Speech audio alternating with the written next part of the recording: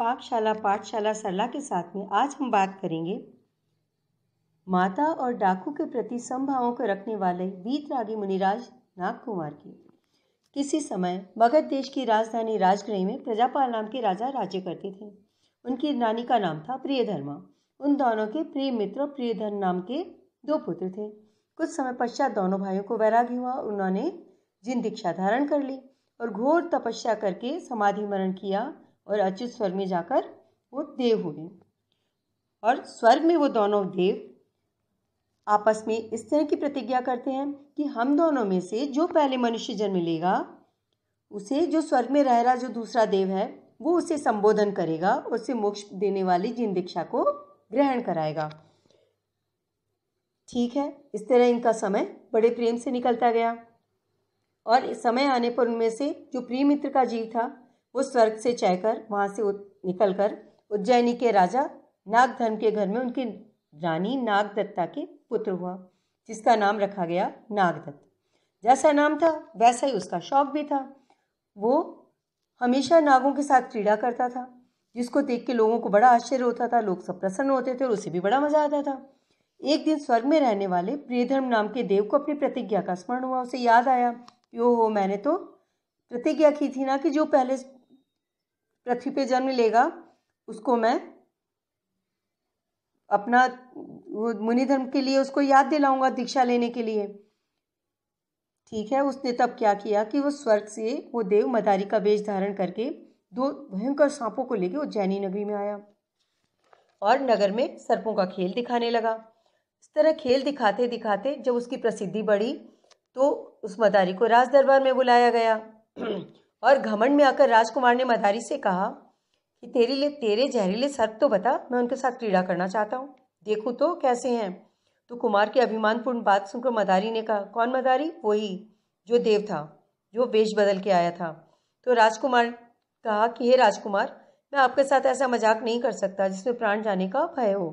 मान लो नाग ने आपको काट लिया, जहर चढ़ गया, तो राजा तो मुझे प्राणदंड दे देंगे। तो कुमार ने कहा कि नहीं, मैं आपको राजा से अभयदान दिलवा दूंगा, आप बताओ तो मुझे नाग। तो मदारी ने कहा ठीक है। तो फिर कुमार मदारी को राजा के पास ले गया और उसको अभयदान दिलवा दिया, वचन दे दिया। फिर मदारी ने एक साधारण सा सर्प निकाला और राजकुमार को दे दिया और राजकुमार ने यानी उस राजकुमार नागदत्त ने उस साधारण सर्प के साथ खूब क्रीड़ा की और उसे हरा दिया। और फिर कहा कि देख मदारी, तुम्हारा नाग तो हार गया, अब दूसरा नाग लाओ, कोई जहरीला हो तो बताओ।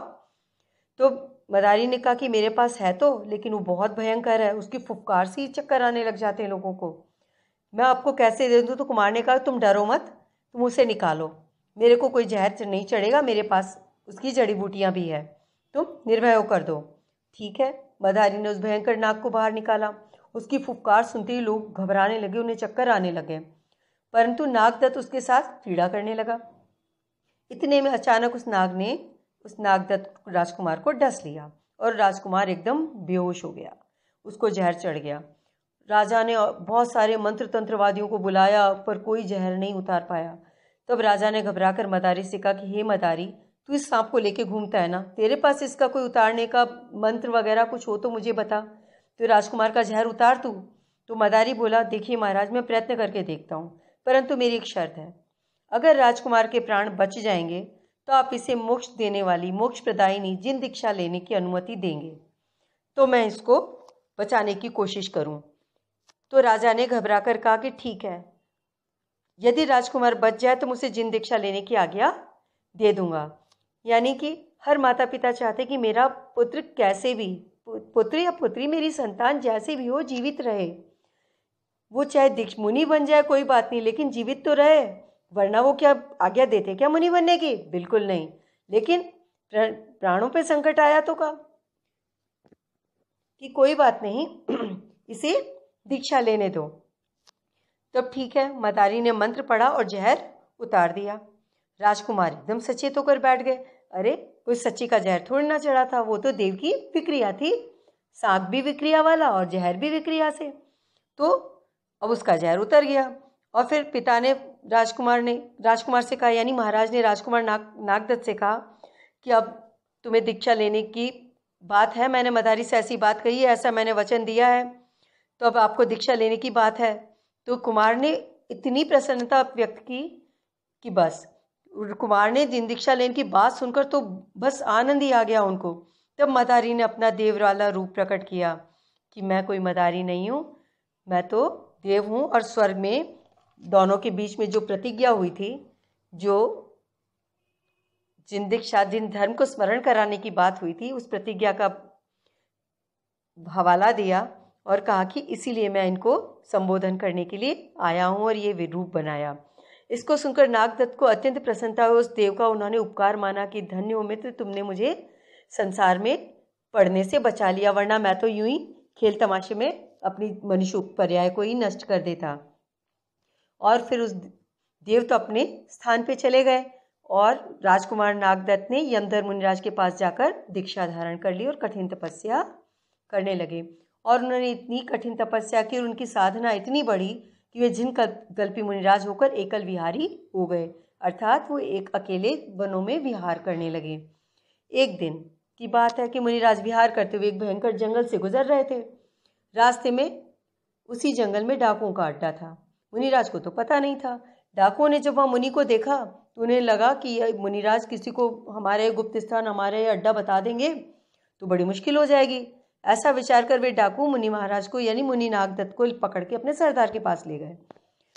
तब सरदार ने मुनि को देखते ही कहा कि अरे तुम मुनि महाराज को पकड़ के क्यों लाए हो? अरे ये तो शत्रु मित्र में समान भाव रखने वाले संभावी हैं, इनको शीघ्र छोड़ो, ये तो बड़ा पाप है, छोड़ो इनको। तो डाकू ने तुरंत मुनिराज को छोड़ दिया। तो मुनिराज वहां से चल पड़े और आगे वन में विहार कर गए। इतने में वो नागदत्त मुनिराज, उनकी माता जो थी नागदत्ता, वो अपने कुछ अंगरक्षकों के साथ अपनी पुत्री को साथ लेकर कौशाम्बी नगर को जा रही थी। क्यों? कि वहाँ के सेठ जिंदत के पुत्र धनपाल के साथ उसका विवाह होना निश्चित था, इसलिए वो बहुत धन संपत्ति और सब कुछ लेकर जा रही थी। अब रास्ते में उनको मुनिराज मिले तो वो बहुत प्रसन्न हुई। अपने मुनिराज, एक तो मुनिराज के दर्शन और ऊपर से अपना पुत्र, उनको बहुत आनंद हुआ। उनके चरणों में नमोस्तु किया माता और पुत्री ने और पूछा कि महाराज, हे प्रभु, आगे का मार्ग भय रहित तो है ना, आगे कोई संकट वाली बात तो नहीं है? पर मुनिराज ने तो कोई उत्तर ही नहीं दिया, मौन रहे। तब वो नागदत्ता अपनी पुत्री को लेकर आगे चली गई। तब डाकू इतने में घूमते घामते आए। उन्होंने उन दोनों माँ पुत्री को और उनके सारी लवाजमे को देखकर उनको लूट लिया और उनको पकड़ के सरदार के पास ले गए। तब डाकू सरदार ने कहा कि तुम ये कहाँ से लाए इन लोगों को? तो बोला कि महाराज, हे सरदार, हम इनको मुनिराज को छोड़ के जंगल में घूम रहे थे, तो इतने में देखा कि ये दोनों मुनिराज के दर्शन कर रही हैं। दर्शन करके आगे बढ़ी। मुनिराज ने तो इनको बताया तक नहीं कि आगे डाकू हैं, और ये लोग जाने लगी, हमने इनको पकड़ लिया और लूट के आपके पास ले आए। तब डाकू सरदार ने कहा कि देखो, मैंने कहा था ना कि मुनिराज तो सर्व जीवों के प्रति समता भाव वाले होते हैं।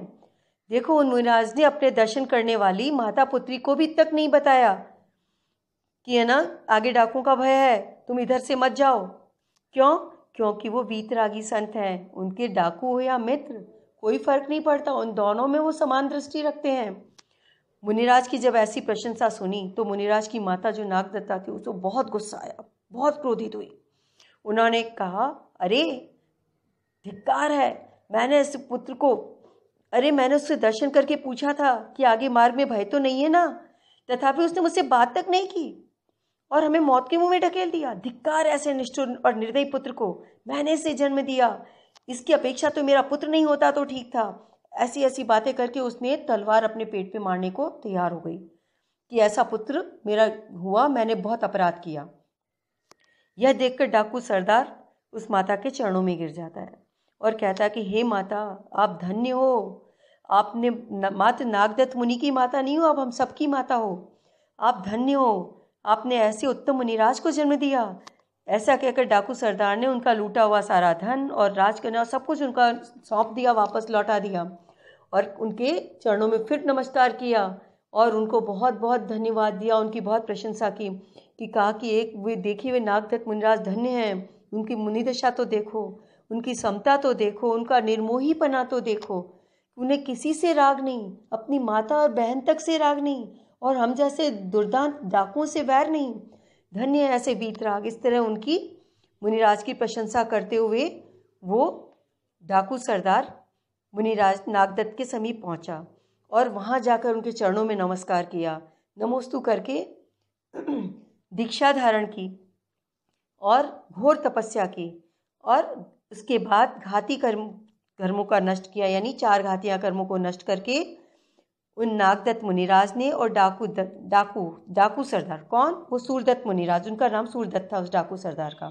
तो डाकू सरदार सूरदत्त मुनिराज और नागदत्त मुनिराज दोनों ने केवल ज्ञान प्राप्त किया और भव्य जीवों को धर्म का उपदेश दिया और काफ़ी समय पश्चात अपने शेष बचे 4 अघातियां कर्मों का भी नाश करके मोक्ष को प्राप्त किया, यानी अविनाशी मोक्ष पदवी को प्राप्त किया।